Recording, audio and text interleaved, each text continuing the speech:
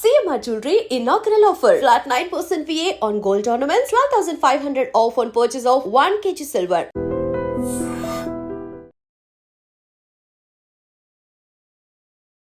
Hi hello నమస్తే welcome to I dream. నేను మీ శ్రావ్య.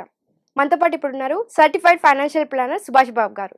నమస్తే సార్. నమస్తే శ్రావ్య. ఎలా ఉన్నారు? Good morning. Thank you. ఎప్పుడు చాలా క్వశ్చన్స్ వేసి మిమ్మల్ని ఏదో ఒకటి అడుగుతూనే ఉంటాను. ఈసారి నా గురించి అడుగుదాం అనుకున్నాను. ఏంటంటే షూర్. ఇవి ప్రైవేట్ జాబ్స్ నేను చేసేది, మీకు కూడా తెలుసు.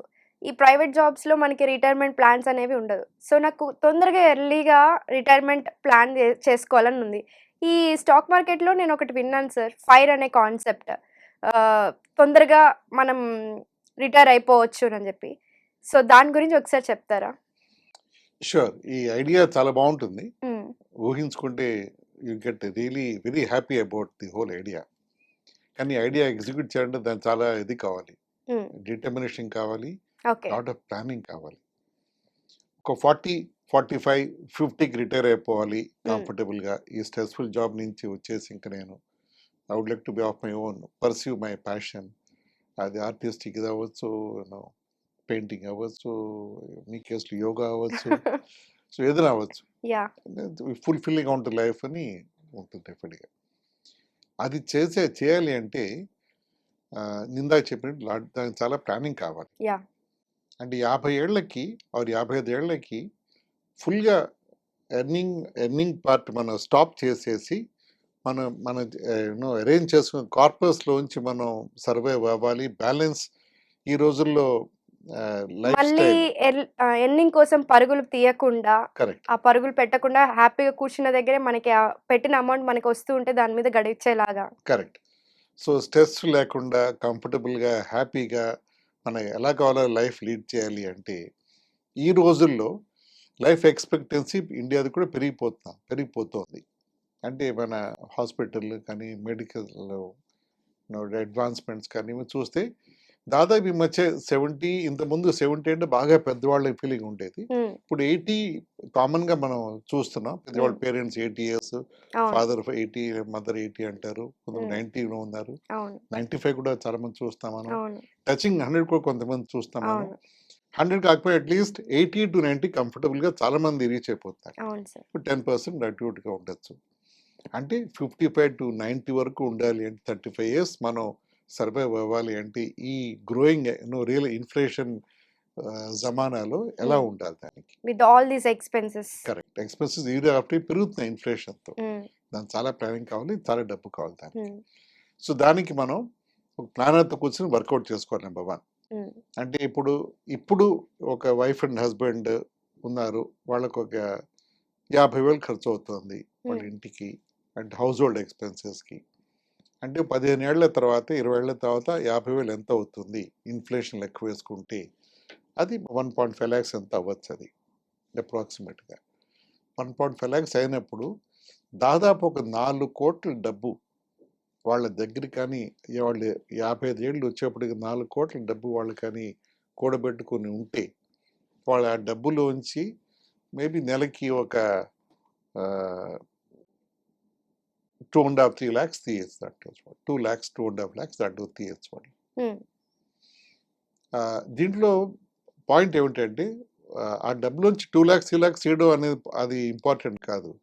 ఆ డబ్బు తగ్గిపోకూడదు. ఆ కార్పస్ అమౌంట్ అనేది తగ్గకుండా వీలుంటే పెంచగలిగితే అదే మ్యాజిక్. లేకపోతే మన డబ్బు డబ్బా పెట్టుకుని దాంట్లో పెద్ద వస్తు చేస్తే డబ్బు తరిగిపోతుంది, జీరో అయిపోతుంది సమ్ పాయింట్ ఆఫ్ టైం. అది కాదు ఆబ్జెక్టివ్. ఆ డబ్బు పెరుగుతూ ఉండాలి, మన దాంట్లో తీసుకుంటూ ఉండాలి.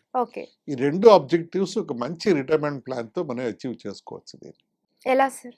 సో దానికి టెక్నిక్స్ ఉన్నాయి రిటైర్మెంట్ ప్లాన్స్లో. ఒక కార్పస్ మనం ఫస్ట్ బిల్డ్ చేసుకోవాలి. అంటే 20 ఏళ్లలో 4 కోట్లు చేయాలి అంటే ఎంత ఇన్వెస్ట్ చేయాలి దాని లెక్కలు ఉన్నాయి దానికి. అది పెద్ద కష్టం కాదు లెక్క వేయడం. అది ఏదో ఎస్ఐపి చేయడమా లేకపోతే మధ్యలో లంసం వేయడమా అది కంఫర్టబుల్గా చేయొచ్చు. అది చేసిన తర్వాత మన 4 కోట్ల కార్పస్ అరేంజ్ చేసుకున్న తర్వాత మన వయసు 55 వచ్చేసినప్పుడు ఆ కార్పస్ని తీసుకెళ్ళి మనం ఒక high interest high return bearing investments కాకుండా మోడరేట్గా ఉండే ఇన్వెస్ట్మెంట్స్ ఇన్వెస్ట్ చేస్తాం దాన్ని మనం. అంటే రిస్క్ తీసుకోకుండా మన ఓకే. కార్పస్ గమ్ముకుని అది తగ్గిపోకుండా స్టడీగా వెళ్ళే ఇన్వెస్ట్మెంట్స్ మనం చేస్తాం అంటే మనం ఒక 10-11% రిటర్న్స్ వచ్చే దాంట్లో పెట్టుకుంటాం. దాంట్లో మనం పెట్టుకుని మన దాంట్లో వచ్చి ఒక 7-8% వరకు డబ్బు తీస్తాం దాంట్లో వచ్చి. అది 2 to 3 lakhs per month.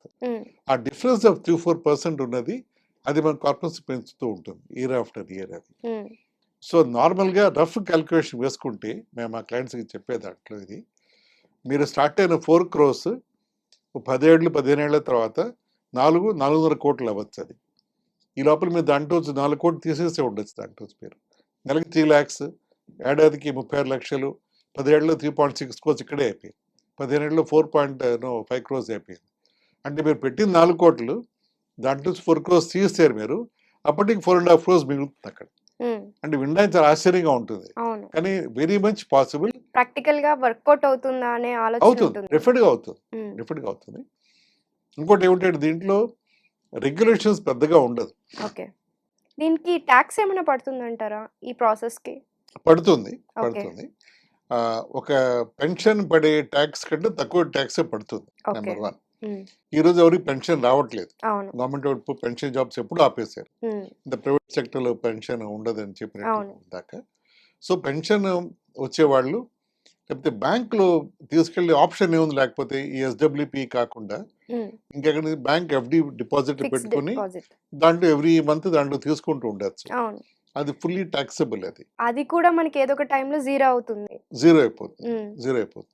ఎందుకంటే బ్యాంక్ వాళ్ళు ఇచ్చే రేట్స్ ఆఫ్ ఇంట్రెస్ట్ తగ్గిపోతున్నాయి ఇయర్ ఆన్ ఇయర్. అవును. ఇప్పుడే 6.5% వచ్చేసింది సీనియర్ సిటిజన్కి. ఓ 10 ఏళ్ళ తర్వాత 5% అయిపోయినా ఆశ్చర్యపోకలే మనం. అవును. అది ఎవరి చేతుల్లో ఉండదు. మన అంటే కామన్ మ్యాన్ చూస్తూ ఉండిపోయినా 5% అయిపోవచ్చు. అది 5% అయిపోతే మన మన మన ఎక్స్పెన్సెస్ తగ్గించుకుని ఉండాలి. ఇప్పుడు అవును. హోల్ ఆబ్జెక్టివ్ ఏంటంటే retirement plan fire concept objective ఏంటంటే ఫైనాన్షియల్ ఇండిపెండెన్స్, రిటైర్ ఎర్లీ అనే కాన్సెప్ట్. కరెక్ట్.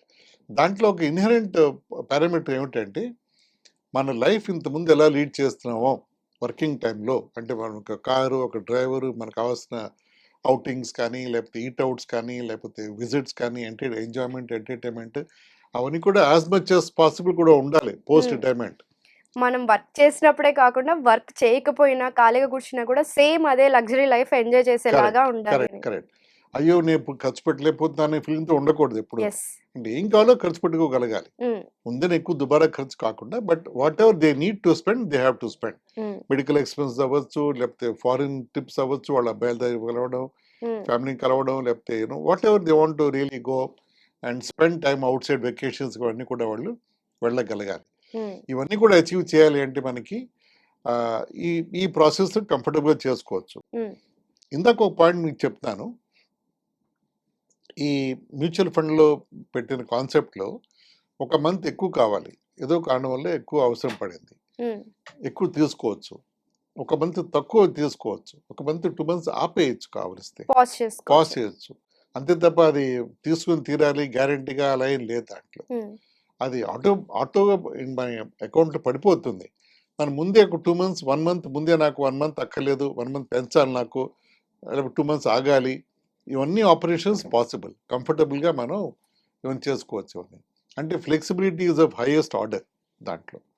సో ఇన్ని ఉన్నప్పుడు it's always good to approach the whole life, retired life in a very enjoyable way, systematic way. ఇలా. Okay sir, thank you so much. Thank you.